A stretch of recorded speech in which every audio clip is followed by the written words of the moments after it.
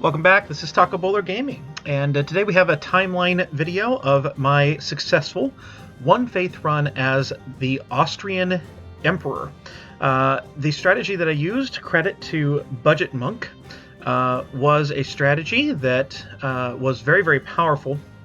It was outlined in his playlist, absolutely killing it as Austria, and a link of that is in the description, at least on my channel. This will be posted both to Tacobowler Gaming as well as to the League of Average Gaming. So if you are a follower, a subscriber of Tacobowler Gaming, I am a part of the League of Average Gaming. That's where the Discord takes place for our community, and I post some timeline stuff over there, as well as the full videos of my new playthroughs on my own channel, Tacobowler Gaming. So the link to the other channel should be in the description of this video. Going ahead and hit play. So the main crux of this strategy was to take the places you need to take from Venice and the Papal State, but not take them all yourself. And so you'll notice that I will give some to Milan, give some to Florence, give some to Ferrara. This is the only things you need to take yourself are Rome, so that you can, because it just has to be owned by the Emperor or a part of the Empire, and so you can just own it as the last thing you take, and then defeat the Shadow Kingdom or keep it from firing, and then release it on the event when the Catholics say, hey, give Rome back. I took a few more of these provinces, particularly from Venice, and then I took this one here to get a border on Naples.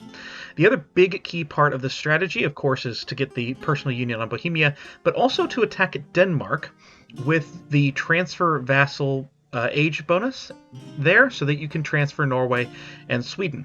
If you are watching Tacobowler Gaming, I actually did this in my Bohemia campaign, the same general strategy, conquering Denmark, or attacking Denmark and taking Norway and taking Sweden. This is where I got that idea from. I happened to also use it on Aragon/Castile and took Naples as well. That wound up being a bad decision after I revoked the privilege, because Naples actually counted all of these guys in its strength, in its liberty desire, whereas none of the other ones do, because they're members of the Empire. So don't do that. But that was something that I did as well. You, of course, get the PU on Bohemia and Hungary. I did not actually wind up successfully stealing any of the vassals. It took me too long to get up here, and the Age of Reformations hit. But I put my throne on Brandenburg, I think, or Brandenburg put his dynasty on me after he had put his dynasty on Denmark. So I was actually able to claim the throne of Denmark, and I wound up getting Denmark and Norway as personal unions instead of Norway and Sweden as a vassal, and that wound up being really, really nice, as Denmark would expand in the later game. I would continue to work on the imperial reforms. I'm going to ever so slowly move out here. Of course, I have this. You're going to see things show up here. We have Catalonia. That is a vassal of mine. I took a little bit from Austria here, or from Aragon here. I'm going to move very slowly through here and build up my power base, building more princes. I'm just working on revoking the privilege. You can see I've taken Denmark as my PU at this point, taken a little bit of land for myself, and Norway came with them. Sweden was angry, Sweden did not. You can see I'm building up over here. At some point, the Protestant leagues did fire. I did manage to stop the Reformation better than I did in my Bohemia campaign on my channel, but the league fired. It had 3 members. It had Provence, which was leading it, and then it had France and the Ottomans. So at some point, I declared on an ally of Provence and full annexed Provence, which left only the French and the Ottomans. They never attacked, but I kind of had to be very hesitant to attack anyone big, like a Russia or anything like that, as long as that league was there, until finally it went away and I was able to pass the last couple of imperial reforms, which was nice. And I finally got the big vassal swarm that we all know and love from revoking the privilege. That was when I really went crazy. So you can see I've attacked Provence, at least once. I will soon attack again, and I will start to take some of Brazil. Most of the colonies that I take, these are all going to be white because as a timeline, they were, this is Castilian. It wasn't white at the time. Um, Most of the colonies that I took, I just took after I full annexed the Overlord. But I think I took France's colonies in Brazil first. But for the most part, that was not the way that worked. I would just full annex the Overlord and pick up the colonies as I was done. Just so we know that this was done in the Golden Century patch, so prior to Manchu coming out. In fact, I had to rush it as Manchu was coming out. So you can see I'm taking Brazil here from the French, and that means I'm fighting the French, and so this was about the time I revoked. Actually, I think I revoked in about, roughly the late 1500s. And so then I will begin to push out. You can see some of my vassals already being given land over here in the Ottomans as we attacked the Ottomans. Ragusa, Bosnia, they all got land there. Here we're attacking Lithuania. We're really starting to go. You'll notice that when you notice that this area becomes mine, that's when I've revoked for sure. I also attack here very quickly and start feeding it to my vassals. Now this was a one faith run. So not only am I trying to conquer the world, I'm trying to turn it all Catholic. The basic idea was that when you have revoked the privilege as the HRE, or as the Emperor of the HRE, you have all these vassals. So I may only get 6 or 7 missionaries with religious ideas and owning all the proper land, but every one of my vassals gets 1 missionary. Right, and so each one of them could be doing, and I could have 20 missionaries working at any one time. Now, that didn't actually happen because I took all their money from diverting trade, and I had to change that late in the game in order to get it. Realized that I made that mistake. But in theory, I think that still works.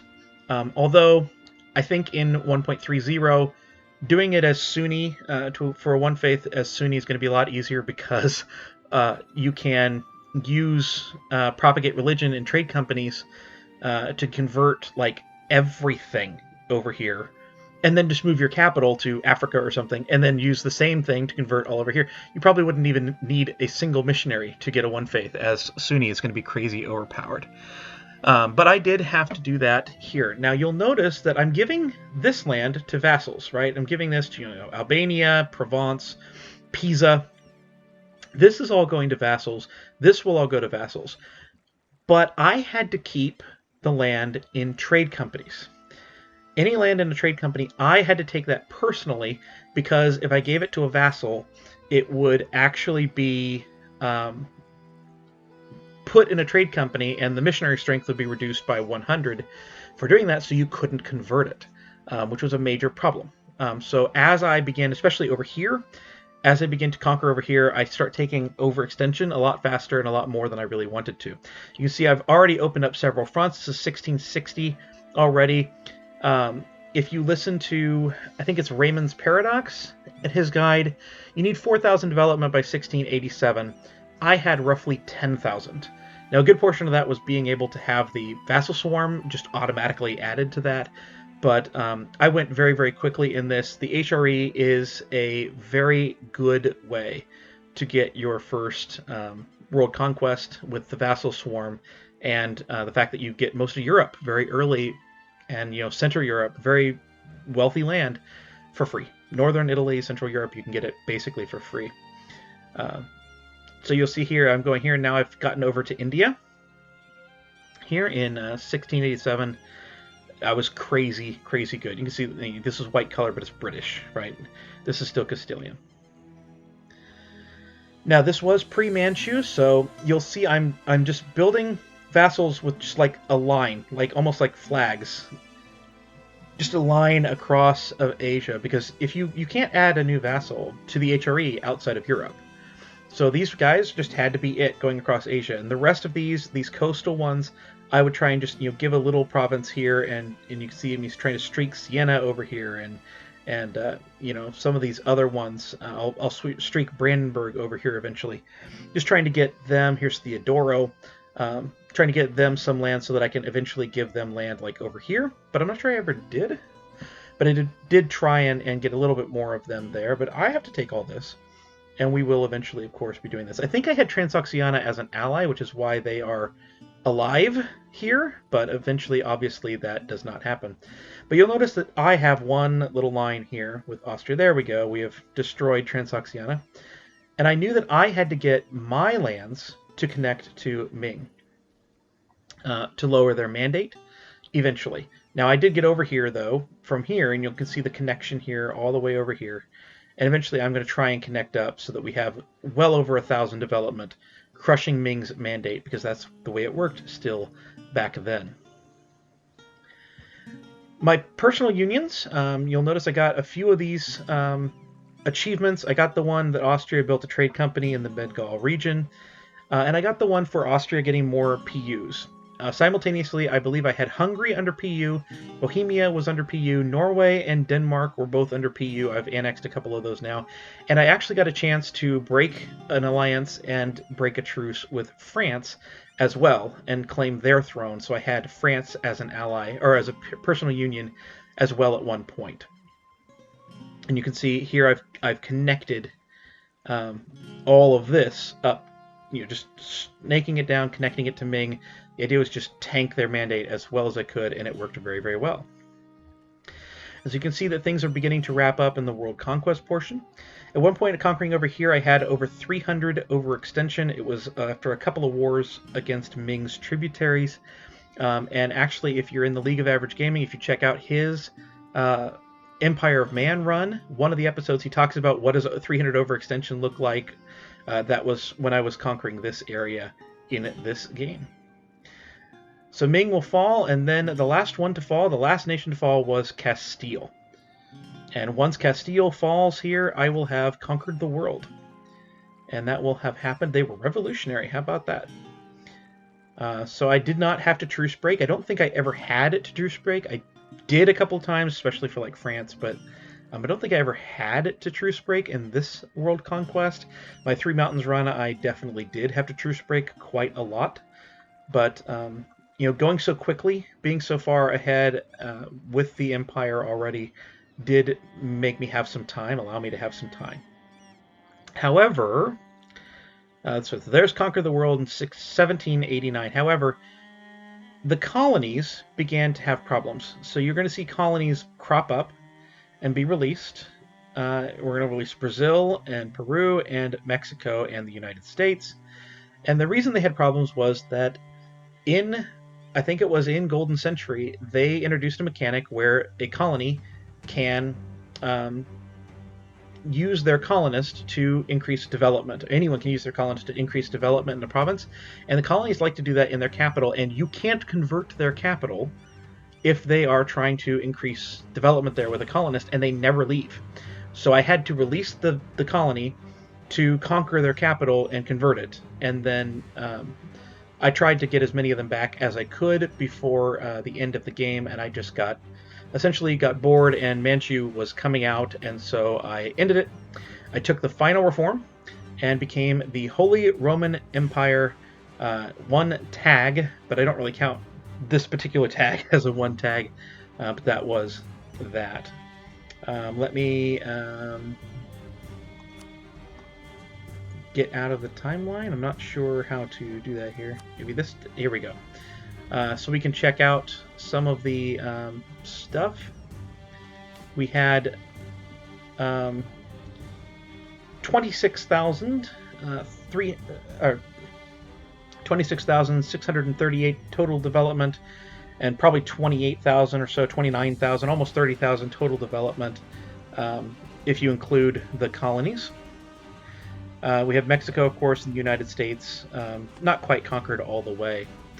But this is kind of where we were, and you can see that it is indeed a one faith run, that we have a Catholic, and if we go to the ledger, country, religions, 3,000 provinces are Catholic, nothing else exists in the world.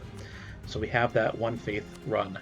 This was a ton of fun. I love playing Austria. I am so excited for the 1.30 update to be coming out very soon, and I get a chance to play Austria again for the AEIOU achievement. It won't be the first one I do. I want to play a different nation to kind of get a grip on the Catholic mechanics and things before I have to take advantage of the Shadow Kingdom or anything like that. But I just love playing Austria. I love this strategy. Go check out that playlist down below, and this is a lot of fun. I highly recommend playing as the Emperor. That nation is way super overpowered if played correctly, and tons of fun. And that's my encouragement. We will return. This video should be coming out on release day for 1.30 Emperor update, and if you're checking out EU4, it's a very fun game, and it's a ton of fun. And I have a tutorial series that has gone up that explains the core mechanics of the game as well as I could, and then hopefully will give you a little bit of a foundation to begin playing and kind of get your feet wet. And you might lose a little bit, you might fall down, but hopefully this will allow you to understand what went wrong and therefore get better. But I have been Tacobowler Gaming, and please like this video, comment, and subscribe to the channel that you're watching it on, and I will be back with more EU4. I'll see you next time.